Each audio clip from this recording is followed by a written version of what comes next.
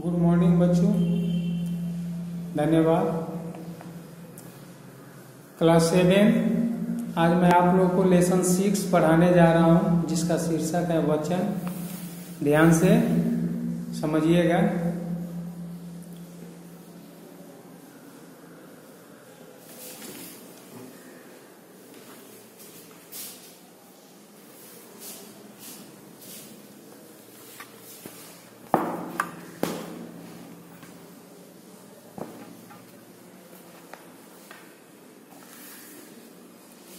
वचन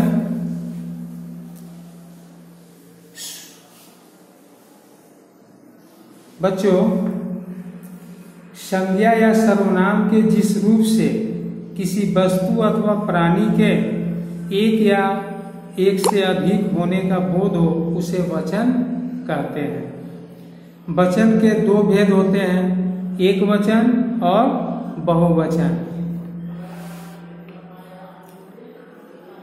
एक वचन शब्द के जिस रूप से किसी एक प्राणी अथवा एक वस्तु के होने का बोध होता है, उसे एक वचन कहते हैं। जैसे चिड़िया, बिल्ली, छात्रा, माला, बस, घंटी, ये सब एक वचन है।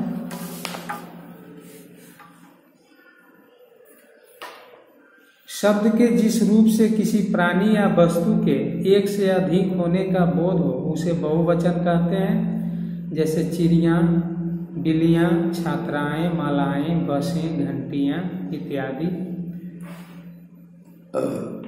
अब आइए वचन संबंधी कुछ नियम।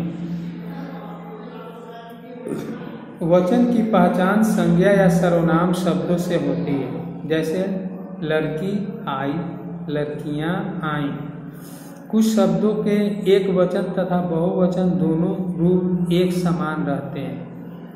संबंधवाचक संज्ञाएं भी इसी श्रेणी में आती है। वाक्य में प्रयोग होने वाले शब्द क्रिया शब्दों से उनके एक या अनेक होने का बोध होता है। जैसे हाथी आया, हाथी आए। मोर नाच रहा है, मोर नाच रहे हैं। चाचा ने खूब हंसाया, मेरे सभी चाचा अच्छे हैं। तीनों मामा बैठे हैं, मेरे मामा खा रहे हैं। यहाँ आया, रहा है, ये सब हाथी तथा मोर का एक होना और आए तथा रहे हैं से उनका एक से अधिक होने का पता चलता है। दूसरे नीचे दिए गए वाक्यों में कर्ता के अनुसार एक वचन और बहुवचन क्रिया पदों का प्रयोग हुआ है। जैसे समान प्रकट करने के लिए एक वचन के स्थान पर बहुवचन का प्रयोग किया जाता है। जैसे चंद्रशेखर आजाद वीर थे। गुरुजी मंच पर बैठे हैं, यानी यहाँ एक वचन होने पर भी था के स्थान पर थे तथा बैठा के स्थान पर बैठे शब्द का प्रयोग किया गया। अब जानते हैं क्यों?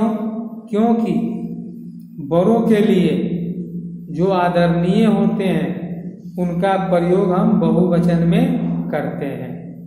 जैसे चंद्रशेखर आजाद वीर थे। चंद्रशेखर आजाद वीर था, गलत हुआ। सही होगा चंद्रशेखर आजाद वीर थे।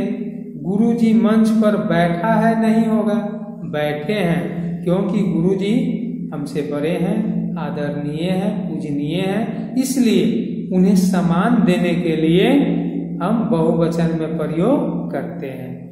अब आगे आइए। सेठ जी बोले, रामू हम घर जा रहे हैं, तुम भी कुछ समय बाद चले जाना।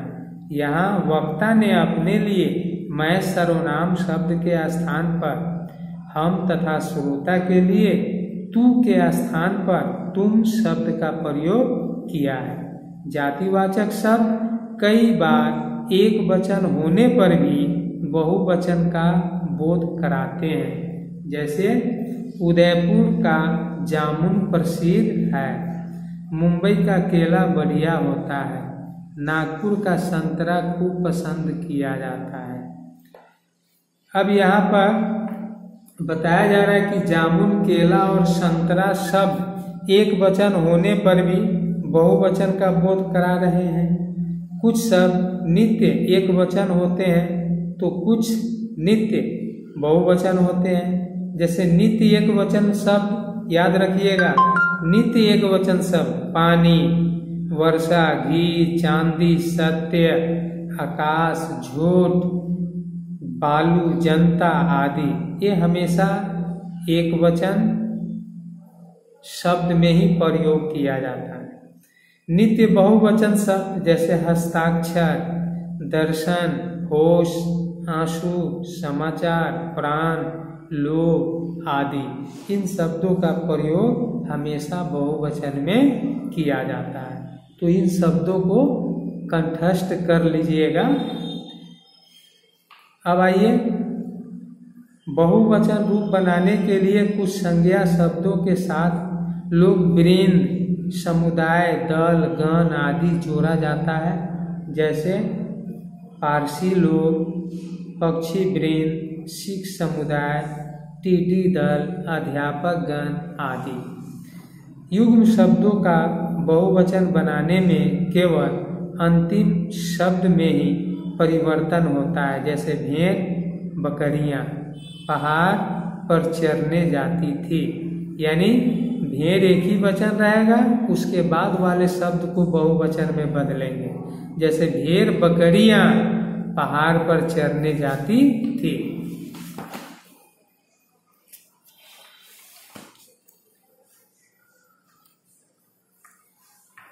अब आइए, भाववाचक संज्ञाएं तथा समूहवाचक संज्ञाएं सदैव एक वचन में प्रयोग की जाती है। जैसे कृपा, दया, क्रोध, प्यार, सेना, कक्षा, सभा, मंडल आदि। ये सारे भाववाचक संज्ञा शब्द है जो हमेशा एक वचन में इसका प्रयोग किया जाता है। अब आइए, एक वचन से बहुवचन बनाने के कुछ नियम दिए जा रहे हैं। जैसे आकारांत पुल्लिंग शब्द के अंत में आ को ए करके बहुवचन बनाया जाता है। जैसे कपड़ा, कपड़े, कुर्ता, कुर्ते, कौवा, कौवे। देख रहे हैं, सबको आ को ए में बदल दिए और बहुवचन बन गया। अब ख में आइए, अकारांत स्त्रीलिंग शब्द के अंत में ए लगा दिया जाता है। जैसे दीवार है तो दीवारें, जड़ जड़ें, आंख आंखें, सड़क सड़कें, याद यादें, मांग मांगें, पुस्तक पुस्तकें, दवात दवातें, रात रातें आदि। अब आइए, आकारांत स्त्रीलिंग शब्दों के अंत में ए लगा दिया जाता है। जैसे सभा सभाएं, बाला बलाएं, कथा कथाएं, महिला महिलाएं, कला कलाएं, शिला शिलाएं इत्यादि। इकारांत और दीर्घिकारांत शब्दों के अंत में यहाँ जोड़ दिया जाता है। जैसे दीर्घई हर्षई और जैसे दीर्घई को हर्स्व ई कर दिया जाता है। जैसे डाली, ल में दीर्घ इकार है, जब इसका बहुवचन बनाएंगे तो दीर्घ इकार को हर्ष इकार में बदल देंगे। डाली डालियाँ, चाबी चाबियाँ, घाटी घाटियाँ, लड़की लड़कियाँ, नदी नदियाँ, पत्ती पत्तियाँ, शक्ति शक्तियाँ, मछली मछलियाँ, देवी देवियाँ इत्यादि। कुछ शब्दों में इया अंत वाले स्त्रीलिंग शब्दों में अंतिम या को या कर दिया जाता है। जैसे बुढ़िया है तो बुढ़ियाँ, पुड़िया है तो पुड़ियाँ, कुटिया है तो कुटियाँ, चिड़िया चिड़ियाँ, चुटिया चुटियाँ, लुटिया लुटियाँ। देख रहे हैं, सब में यहाँ लगा दिए। टिबिया डिबियाँ, खटिया खटियाँ, गुड़िया गुड़ियाँ इत्यादि। अब आइए, विशेष शब्द जोड़कर बहुवचन बनाने का नियम। जैसे छात्र है तो छात्र वृंद, प्रजा है प्रजाजन, कवि है कविगण। उसी प्रकार श्रोता श्रोतागण, पाठक पाठक वर्ग, पक्षी पक्षी वृंद, गुरु गुरुजन, मजदूर मजदूर वर्ग, अध्यापक अध्यापक वर्ग। अब आइए जिन शब्दों के अंत में अ, आ, हर्षई दीर्घई, हर्षौ दीर्घौ तथा औ आते हैं उनके साथ जब ने को से, के लिए, का, के, की में आदि परसर्गों का प्रयोग होता है तो बहुवचन सूचक ओ, यूं, ओ, यो हो जाता है। जैसे बहुवचन एक वचन हो गया गाय चर रही है, बहुवचन हो गया गायें चर रही है। परसर्ग प्रयोग देखो, गायों ने घास चरी। एक वचन घोड़ा मैदान में भागा, बहुवचन हो जाएगा घोड़े मैदान में भागे। अब परसर्ग सहित होगा घोड़ों ने मैदान में दौड़ लगाई। तो बच्चों अब इस अभ्यास को स्वतः हल कीजिएगा, जो दिक्कत होगा मैं बनाकर भेज दूंगा। धन्यवाद।